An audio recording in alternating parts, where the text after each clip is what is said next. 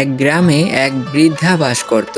তার নাম রামমোহন রায়। তার একটা নাতি আছে যার নাম শিমুল। শিমুল শহরে থাকে। গরমের ছুটি পাওয়ায় শিমুল তার দাদাবাড়ি ঘুরতে আসে। শিমুলের একটা টিয়া পাখি আছে যার নাম মিনা, আর মিনাই তার একমাত্র বন্ধু।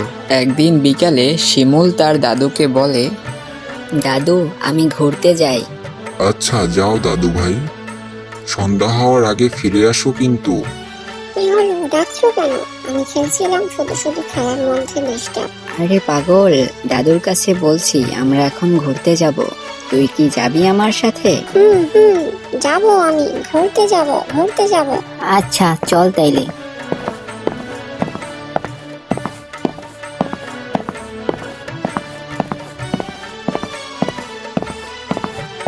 মিনা, দেখ ওই কত সুন্দর একটা ডালিম গাছ। চল কাছে গিয়ে দেখি। ওকে, চলো দেখি।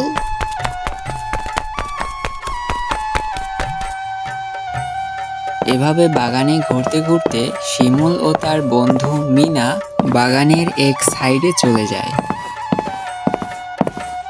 এভাবে হাঁটাহাঁটি করার ফলে শিমুল অনেক ক্লান্ত হয়ে পড়ে। পরে গাছের নিচে বিশ্রাম নেয়। উফ, হাঁটতে হাঁটতে আমি পুরো ক্লান্ত হয়ে গেছি, একটু বিশ্রাম করে নি। আমার ডানাগুলোও ব্যথা হয়ে গেছে। মিনা, কে যেন আমাকে ডাকলো, আমি স্পষ্ট শুনেছি। চল খুঁজে দেখি। ওকে।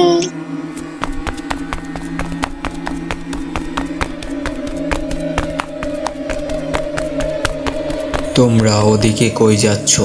আমি তো এখানে। মিনা, দেখ গাছটা কথা বলছে।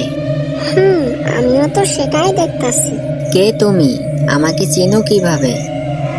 আমি হলাম তোমার দাদুর বন্ধু। আমার নাম রহস্যময়ী গাছ। আমার ভিতরে অনেক রহস্য লুকিয়ে আছে। তাহলে আমাদের কেন ডাকলেন? তোমার দাদু আমার বন্ধু, সে হিসাবে তোমরাও আমার বন্ধু, এজন্যই ডেকেছি আমি। আচ্ছা রহস্যময়ী গাছ, আপনার ভিতর কি রহস্য আছে আমাদের একটু বলবেন? আমার ভিতরে আছে এক মায়াবী জগৎ। সেখানে গেলে তোমরা দেখতে পাবে নানা রকম দৃশ্য, যেটা তোমরা আগে কখনোই দেখোনি। তোমরা কি সেখানে যেতে চাও? হ্যাঁ, আমরাও যেতে চাই। তাহলে আমার দিকে এগিয়ে আসো। গাছের সামনে যেতেই শিমুল ও তার বন্ধু মিনা উদাও হয়ে যায়। রহস্যময়ী গাছ শিমুল ও তার বন্ধু মিনাকে পাঠিয়ে দেয় এক সুন্দর রাজ্যে। সেখানে গিয়েই তারা দেখতে পায় বড় একটা প্রাসাদ। মিনা, দেখ কত সুন্দর একটা প্রাসাদ।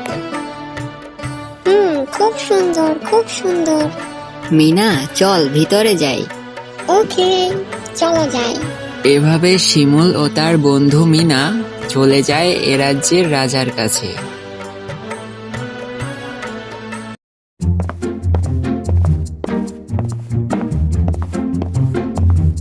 প্রণাম রাজামশাই। কে তুমি, আর এখানে কিভাবে আসলে? আমাদের রহস্যময়ী গাছ পাঠিয়েছে, আমরা ওর বন্ধু। রহস্যময়ী গাছ, সে তো আমাদের রক্ষাকর্তা, আর তোমরা তার বন্ধু। তাহলে তোমরা তো আমাদের অতিথি। যাও, অতিথিশালায় বিশ্রাম করো।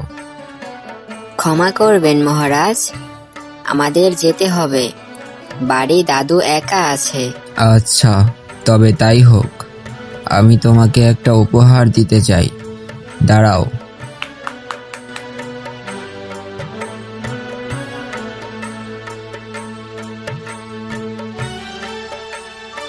এর নাম পঙ্খিরাজ। এ তোমাকে আমাদের রাজ্য ঘুরিয়ে তোমাকে বাড়ি পৌঁছে দিবে। ধন্যবাদ মহারাজ।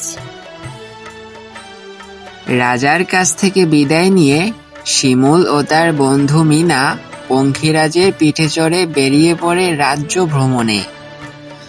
পঙ্খিরাজ শিমুল ও তার বন্ধুকে রাজ্যের এক সুন্দর জায়গায় নামিয়ে দেয়, আর তারা সেখানকার পশু পাখির সাথে খেলা করতে থাকে।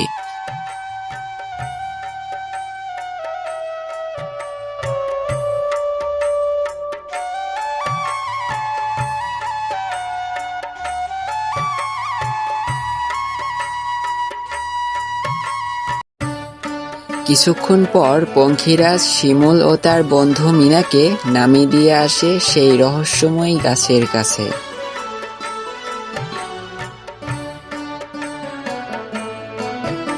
কেমন লাগলো আমার মায়াবী জগৎ?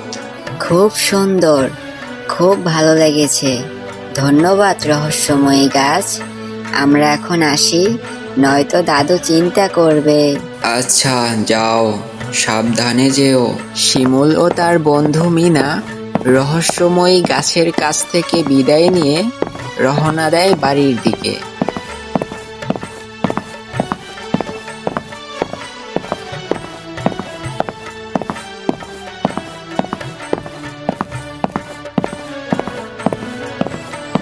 হাঁটতে হাঁটতে এক পর্যায়ে তারা বাড়ির কাছেই চলে আসে।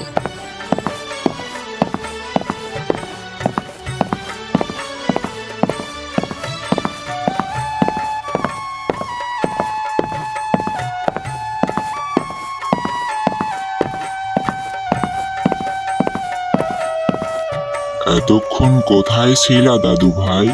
এরপর শিমুল তার দাদুর কাছে সব ঘটনা খুলে বলে। আর এখানেই আমাদের গল্পটি শেষ হলো। দাদু, এটা তো আমাদের চ্যানেলের প্রথম ভিডিও, সবাই আমাদের সাপোর্ট করবে তো? হ্যাঁ হ্যাঁ, নিশ্চয় করবে। নিশ্চয়ই করবে, নিশ্চয়ই করবে। ভিডিওটা ভালো লাগলে একটা লাইক করে কমেন্টে আপনার মতামত জানিয়ে দিন। আর এরকম নিত্য নতুন ভিডিও পেতে আমাদের চ্যানেলটিকে সাবস্ক্রাইব করে পাশে থাকা বেল আইকনটি অল করে রাখুন। ধন্যবাদ।